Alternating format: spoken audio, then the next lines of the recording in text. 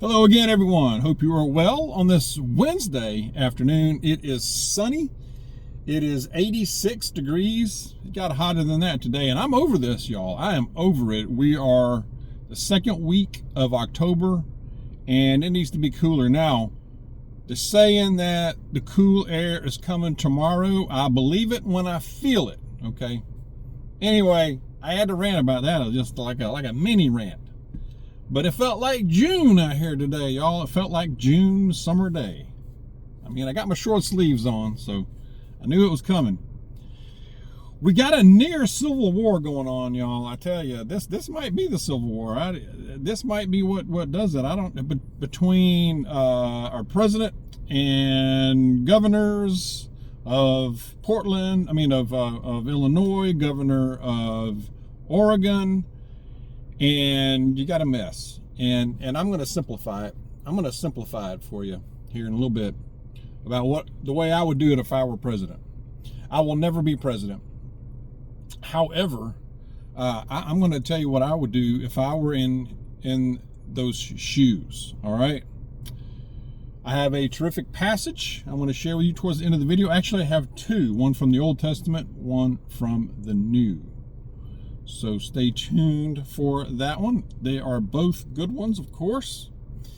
Trump administration is seriously discussing invoking the Insurrection Act across the United States, for the whole country, I guess. This would allow for deployment of active duty troops to perform law enforcement activity, y'all.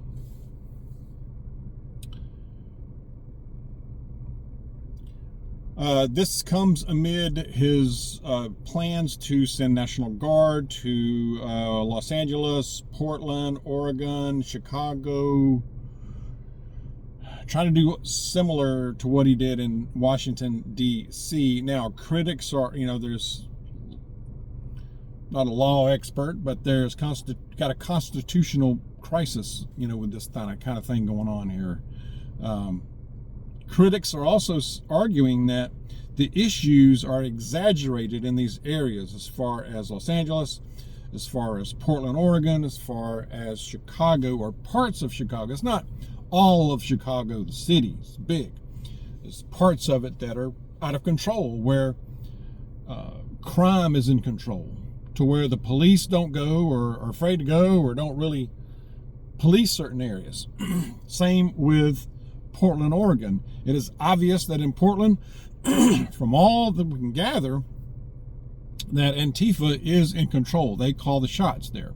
I mean, you had a situation where you had ICE trying to, Immigration Customs Enforcement was trying to carry out their job and deport illegal people, and they were attacked. And when they called for help from local law enforcement, the governor evidently, probably beforehand, gave a stand-down order for the police not to come and help ICE.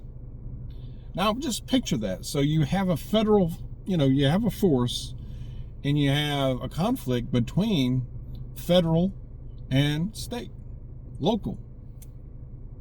I mean, literally, this is what we have. I mean, you got a rebellion, you got a mini civil war going on right here. I mean, that's the truth. This is what we have. Will it spread? Or is it really exaggerated? Is the issue in Portland, let's just take them for example, in parts of Chicago, is that exaggerated? I'm not on the ground there. I don't really know for sure. Now, again, Portland looks like that Antifa is definitely in control. They're in control of that city, or at least parts or most of it. And so when the stand-down order came to help ICE, Trump said that the governor, this guy, Illinois Governor Pritzker, should be put in jail because he's failing to protect ICE officers. Well, so in response to that, Pritzker said, "Come and get me. Come and get me, man. I'm right here. What you gonna do about it?" Okay. All right then. So we got a situation. I'm not saying what's right and wrong. I'm describing what's going on for now. Okay, I'll get to that in a minute.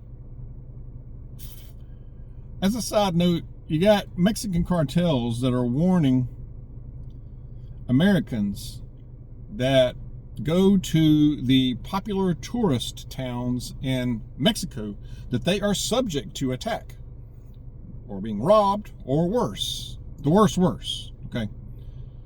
So a warning, they put up banners, and the banners were addressed to Kash Patel. But they said, you know, your citizens are at great risk if they come here. Popular places like Cabo San Lucas, San Jose, you know, the tourist areas of Mexico. I wouldn't go there anyway, even before all this stuff went on, you know. I mean, it's just me though. Also, Attorney General Bondi said today, we will destroy Antifa from top to bottom. We will take them apart just like we did to the cartels. Now, I you know, from what I can tell, the cartels are still fully operational now.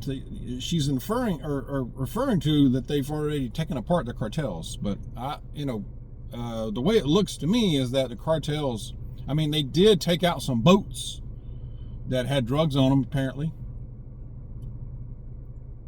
Now, they may be conducting special operations, clandestine, you know, that we will never hear about. That's very possible. We probably won't ever hear about those. Send in the spooks, the guys that go bump in the night, you know, and take out people. But that's probably happening. But you know, what effect will that have? I don't know. You know. But back to Antifa, to destroy Antifa. Well, Antifa's solidly in control right now of Portland, or a lot of it.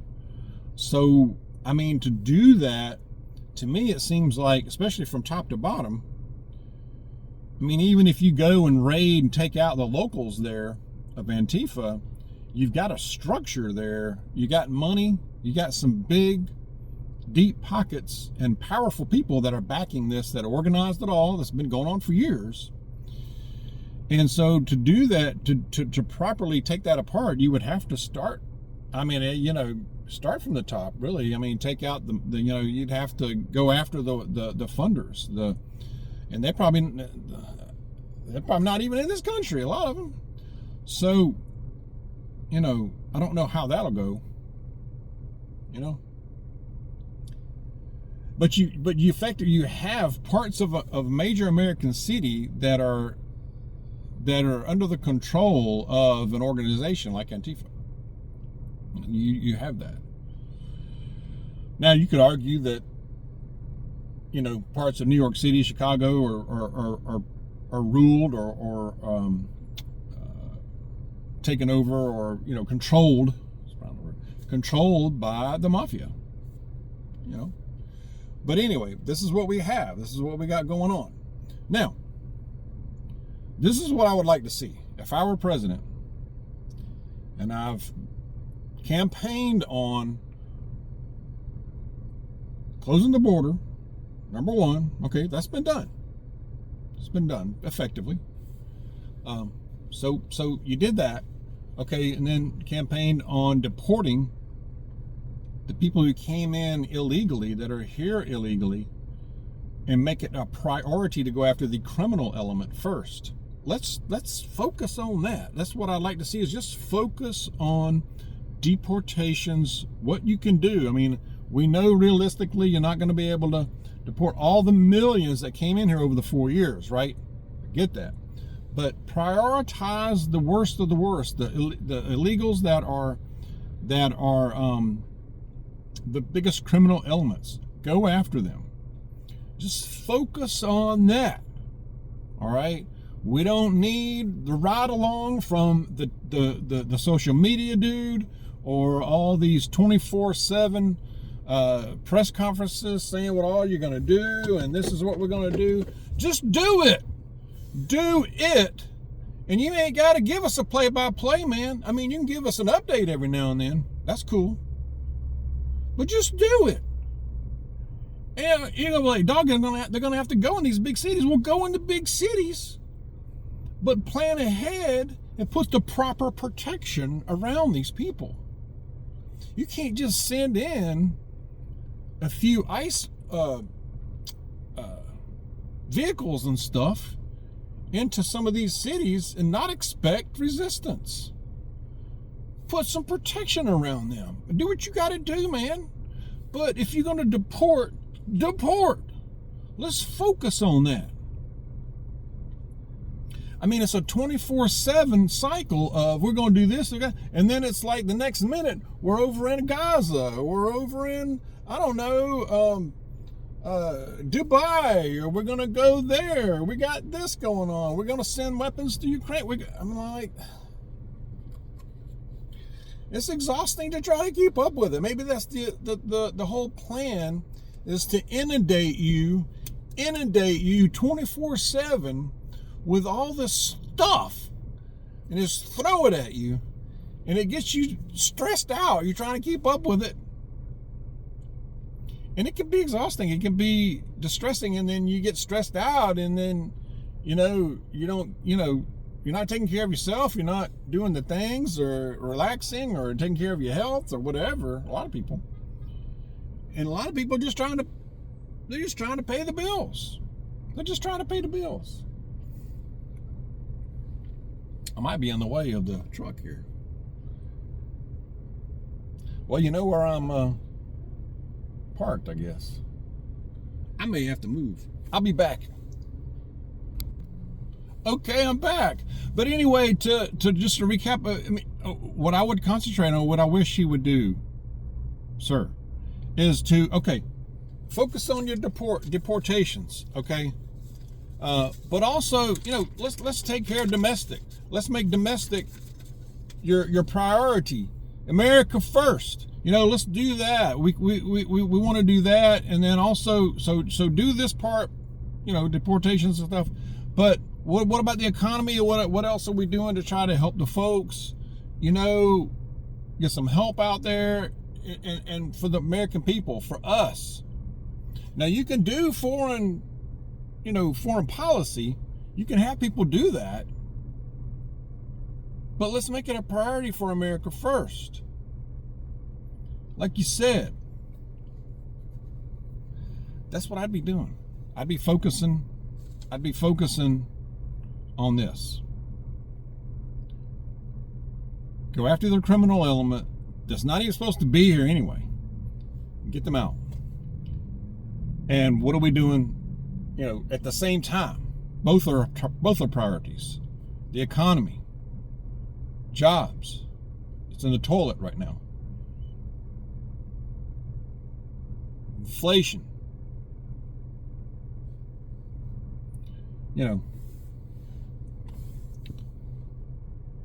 Anyway, share your thoughts. The comments should be interesting. I'm going to go to a passage. I'm going to go to two passages, actually.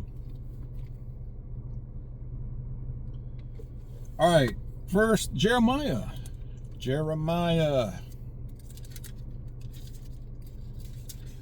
We're in Jeremiah chapter 1, verse 19 says, "And they will fight against you, but they will not overcome you, for I am with you to save you, declares the Lord."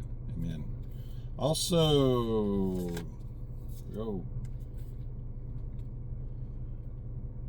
chapter 15, John chapter 15, verse 12 says, "This is my commandment, that you love one another just as I have loved you. Greater love has no one than this, that a person will lay down his life for his friends." Amen. Amen. Let's keep that in mind too.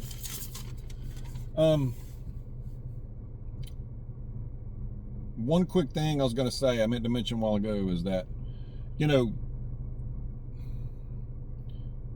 it's a heck of a job to try to go into a big city, these big blue cities where, the criminal folks who are not supposed to be in the country anyway are going to go into there because they feel it's a safe haven, and not get help from local officials, your governor and mayor and such.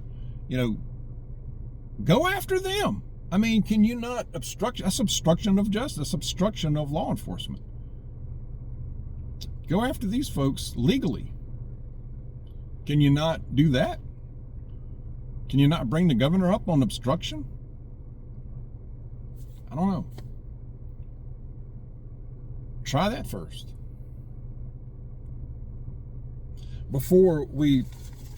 Maybe try that first before we go into the Insurrection Act and have a CW. Whew, you know, that would definitely, I believe that would trigger all kind of stuff, y'all. And that could be bad, real bad. You know, it does set a precedent for in the future as well. Who's going to be in that Oval Office in 2028? Think about it. You got to think about these things. Anyway, putting it out there. Let's just focus on our sphere of influence. What can we do? What can we do about our preps, our spiritual prep, our households, our money, our debt, and things like that. Just focus on. Best thing we can do is focus on taking care of ourselves and getting ourselves, our households, in the best position possible, just to prepare for what's coming or anything that is coming. Hope that makes sense. Let's stay in prayer. Stay close to Jesus. God bless you. I'll see you soon.